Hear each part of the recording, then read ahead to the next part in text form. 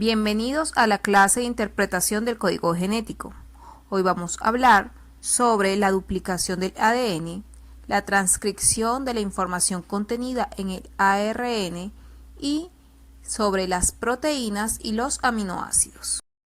Una vez aclarada cómo está conformada la estructura de la molécula del ADN, la siguiente cuestión por aclarar fue la forma en que éste se duplicaba. Para esto se plantearon tres hipótesis: la hipótesis conservativa, la semiconservativa y la distributiva o dispersiva. La hipótesis conservativa planteaba que cada banda de ADN, denominadas bandas madres, servían como molde para la síntesis de bandas nuevas, pero que una vez finalizado el proceso, se volvían a unir nuevamente, de forma que las bandas nuevas quedaban juntas. Como pueden observar en la imagen, está la banda madre y entonces se separaban para formar las bandas hijas, y luego que se formaban las bandas hijas quedaban juntas y las bandas madres se volvían a unir. La hipótesis semiconservativa plantea que las bandas madres servirán de molde para la síntesis de bandas hijas, pero al final cada banda madre va a quedar unida a una hija.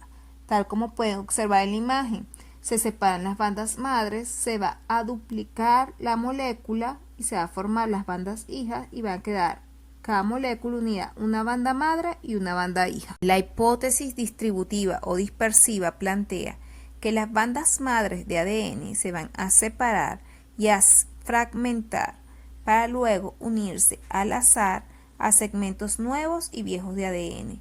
De esta forma se va a duplicar la molécula. Paralelamente a su descubrimiento de la doble hélice, Watson y Crick plantearon que el ADN debía duplicarse semiconservativamente, es decir, cada banda sintetiza una banda nueva y complementaria a ella.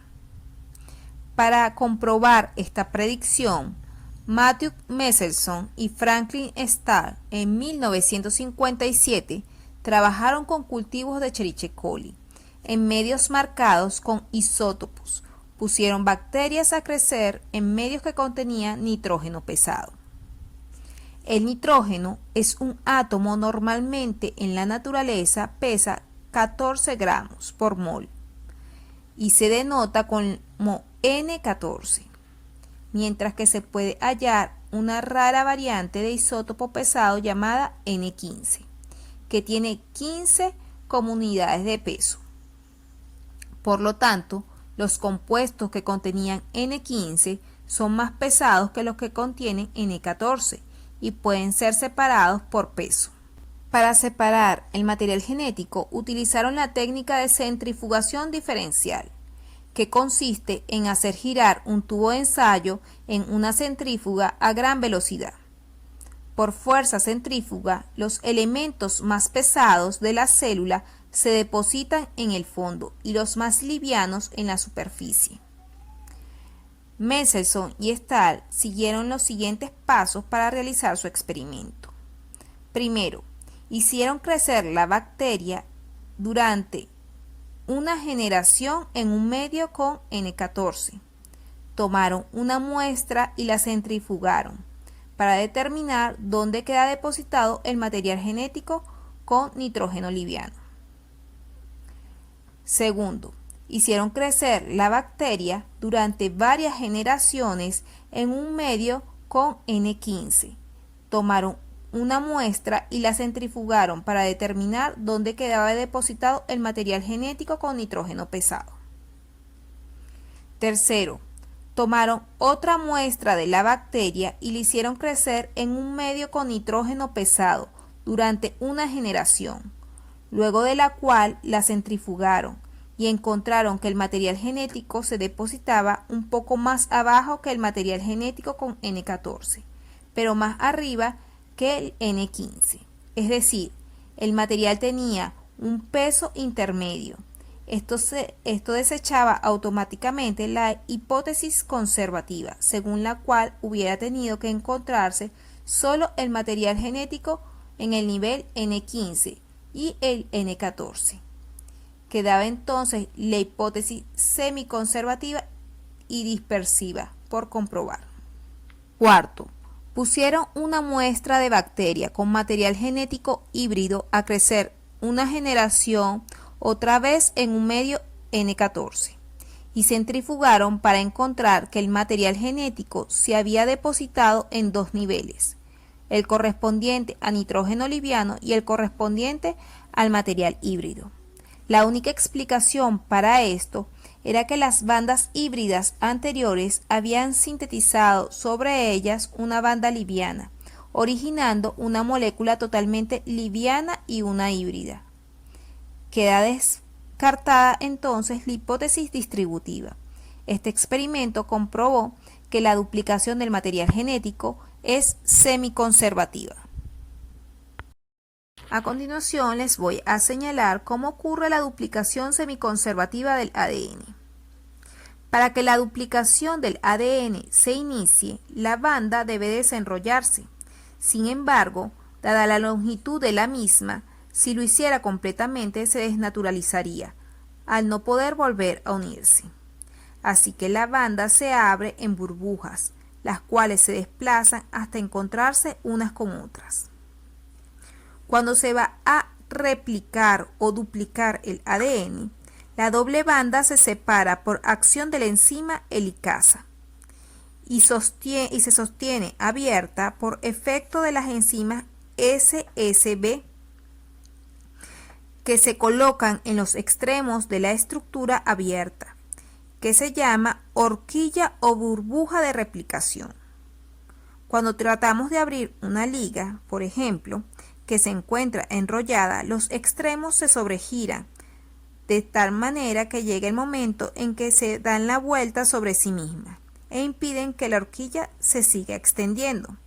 Para evitar que esto suceda, en la replicación, la enzima topoisomerasa utiliza energía para cortar momentáneamente las hebras de ADN y permitir que se libere energía acumulada. Al abrirse la molécula, una banda va en sentido 3,5 y la otra en sentido 5,3, como pueden observar en la imagen. El ADN polimerasa 3 solo puede sintetizar ADN en sentido 5,3 y siempre teniendo como un punto de enganche un grupo OH en posición 3. Esto significa que no puede colocarse en la horquilla de la replicación si no hay otra estructura que le sirva de punto de apoyo para que la enzima pueda comenzar a sintetizar ADN. La enzima primasa sintetiza un segmento pequeño de ARN o cebador al comienzo de la banda, en el punto de enganche. En la banda 3,5, la síntesis de la nueva banda de ADN es en sentido 5,3 y por lo tanto es continua. Por esta razón se dice que es la banda líder. Pero en la otra banda la historia es totalmente distinta, ya que va en sentido 5,3, es decir, contrario a lo que necesita el ADN polimerasa 3 para funcionar. En esta banda, llamada también banda retardada, la solución es sintetizar una serie de pequeños cebadores separados entre sí por distancias relativamente pequeñas, que le permiten al ADN polimerasa 3 torcer la banda para ubicarla en la dirección correcta y así sintetizar ADN por pedazos, llamados segmentos de Okazaki. De aquí que la síntesis sea discontinua. Una vez que se inicia la síntesis del ADN, el ADN polimerasa 1 elimina el cebador y lo sustituye por ADN. Inmediatamente la enzima ligasa une los segmentos de ADN y queda la banda nueva completamente. Debido a la complejidad de la molécula y que requiere una serie de enzimas especializadas para poder duplicarse, puede señalar específicamente la función que cumplen cada una de las enzimas en la duplicación del ADN. La enzima helicasa es la que se encarga de abrir las bandas al separar las bases nitrogenadas. La enzima SSB es la que une los extremos de las horquillas de la replicación para evitar que las bandas vuelvan a unirse. La enzima topoisomerasa libera la tensión de los extremos de las horquillas de la replicación. La enzima primasa o ARN polimerasa sintetiza primero el cebador. Luego viene la enzima ADN polimerasa 3 o ADN Pol. Sintetiza la banda complementaria de ADN. El ADN polimerasa 1 elimina los cebadores y los sustituye por ADN. Y la enzima ligasa se encarga de unir los segmentos de ADN para que se forme la nueva molécula. Ahora voy a explicarles cómo ocurre la transcripción del ARN.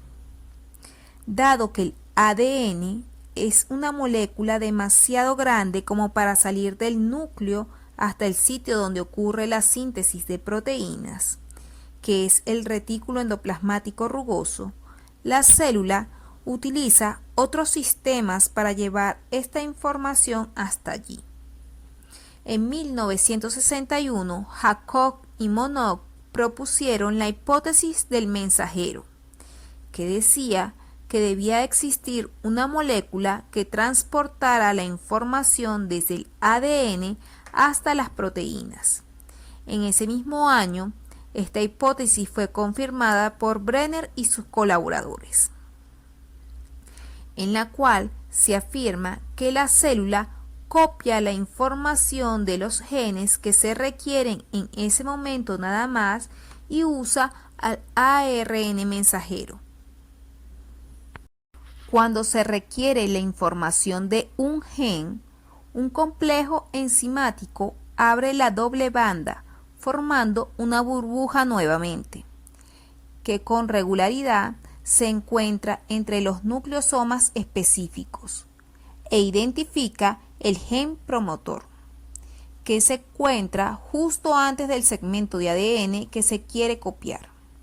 Este gen tiene una secuencia rica en pares de bases, adenina-timina, que son más fáciles de separar. Una vez reconocido el gen promotor, sobre una de ellas, la banda codogenética sintetiza una banda nueva de ARN, la cual significa que en vez de timina tendrá uracilo y ribosa en vez de desoxirribosa. Como pueden observar en este ejemplo, lo primero que ocurre es que se va a seleccionar el segmento de ADN del gen que se quiere codificar. Luego, un complejo enzimático se va a encargar de abrir la doble banda en forma de burbuja para identificar posteriormente al gen promotor. Se selecciona el segmento que se quiere copiar y una vez reconocido el gen promotor, se va a sintetizar una banda nueva de ARN, donde se va a sustituir la timina por el uracilo y el azúcar desoxirribosa por el azúcar ribosa. De esta forma, el ARN va a copiar la información que necesita, transcribiéndola del ADN. Una vez que este segmento ha copiado o transcrito la información, va a salir del núcleo a través de los poros de la membrana interna del núcleo y se va a dirigir al retículo endoplasmático rugoso, donde la información que lleva será traducida en una proteína y así la célula elabora las proteínas que necesita. Antes de continuar explicando el tema de interpretación del código genético, debo explicar dos aspectos fundamentales que intervienen en el mismo, que son los aminoácidos y las proteínas.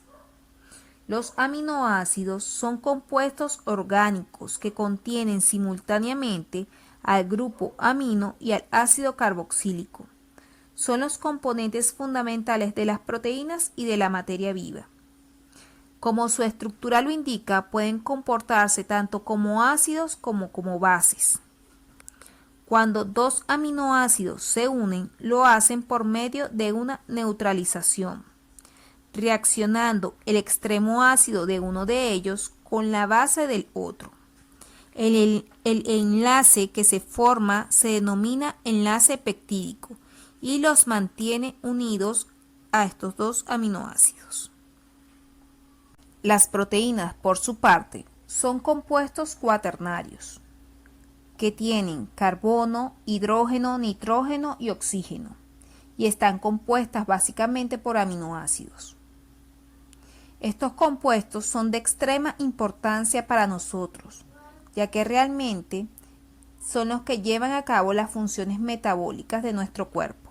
Existen cerca de 150 aminoácidos, de los cuales solo 20 intervienen en la síntesis de proteína del retículo endoplasmático rugoso. En la siguiente imagen pueden observar los 20 aminoácidos que intervienen en la síntesis de proteínas, sus nombres, sus símbolos y su estructura. Son alanina, arginina, asparagina, ácido aspartico, cisteína, ácido glutámico, glutamina, glicina, histidina, isoleucina, leucina, lisina, metionina, fenilalanina, prolina, serina, treonina, triptofano, tirosina y valina. Deben de repasar cada uno de estos aminoácidos y tenerlos presentes para las futuras evaluaciones.